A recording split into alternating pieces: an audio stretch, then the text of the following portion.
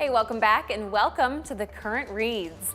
Every other Wednesday, we check in a different library to grab some book recommendations from all over our area. And today, for stop number 31, we're heading south to the Warren County Public Library in Monmouth, Illinois. This library opened back in 1868 with the opening of the Monmouth Reading Room and Library.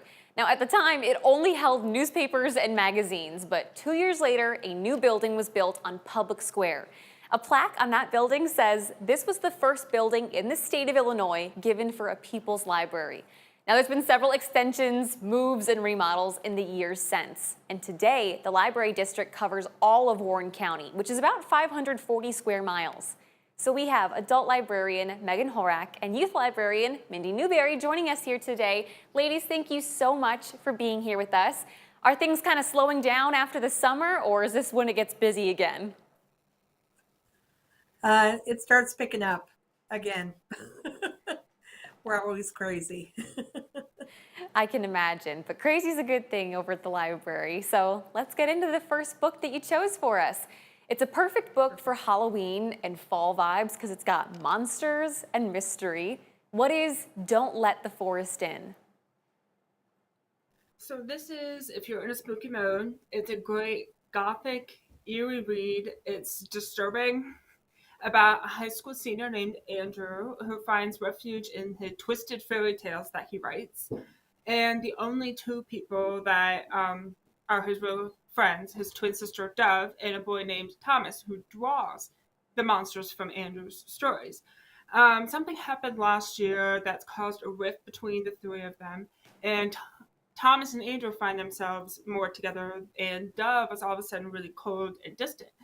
But there's something off about Thomas, and so Andrew finds out that Thomas's drawings are coming to life, and these two boys have to fight these monsters by themselves, and they're trying to figure out how do we make them stop. And but the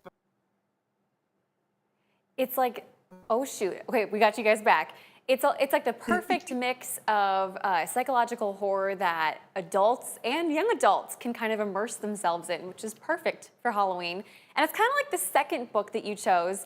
It's a science fiction fantasy romance. We're talking knights, lords, and visionary dreams. I know a lot of my friends are into books like this. Tell me about The Yes. Knight and the Moth. Well, this was my pick. And so I've always been a big fantasy person. We're starting to see fantasy really pick up here at the Warren County Public Library. And so it is about a young girl who is kind of a fledgling, kind of picked up, adopted into this group. And she goes and she becomes a diviner.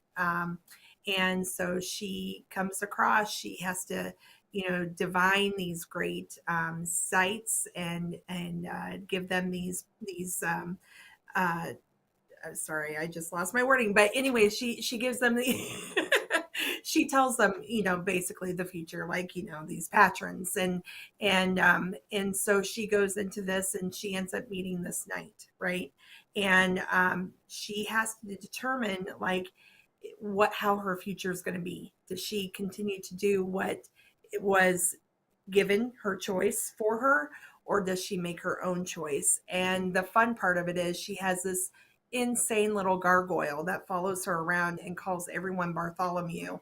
So, and in it you have angst and you have love and you have fantasy, and there's some creepy, crawly, darkness to it as well. So it's got everything for everybody. So this is a great read. So, and Rachel Gillig is an amazing author, which, if you're a Carissa Broadbent, Rachel Gillig fan from One Dark Window, you'll love Night in the Moth.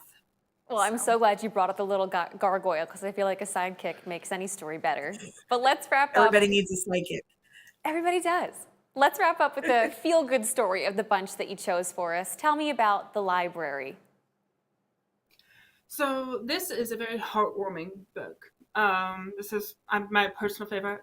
I recommend it to everyone, about a teen boy and a woman in her 70s. She's a retiree, and they form an unlikely friendship after meeting at the local library. They live in rural England, but it's not too different from rural Illinois, actually. And he has a rough home life. She's been alone for a long time.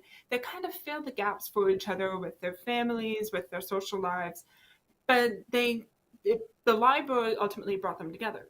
So when the library comes under attack, what are they going to do? They're obviously going to try to bring the community together and try to save it. And I thought this was such a great example of showing how the library is such a good resource, a community hub where people of all ages and all demographics can cross paths where they normally wouldn't.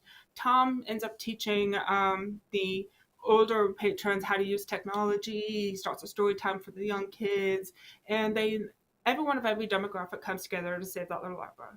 Right. So it's very heartwarming.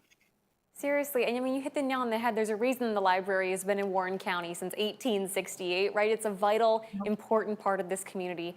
And I can't thank you two enough for helping that mission and joining us today. Thank you so much for your time. You're welcome. If you guys at home want to check out any of the books that we talked about today, as well as a whole bunch of Halloween events coming up at the Warren County Public Library, you can head over to WQAD.com and the As Seen on TV tab.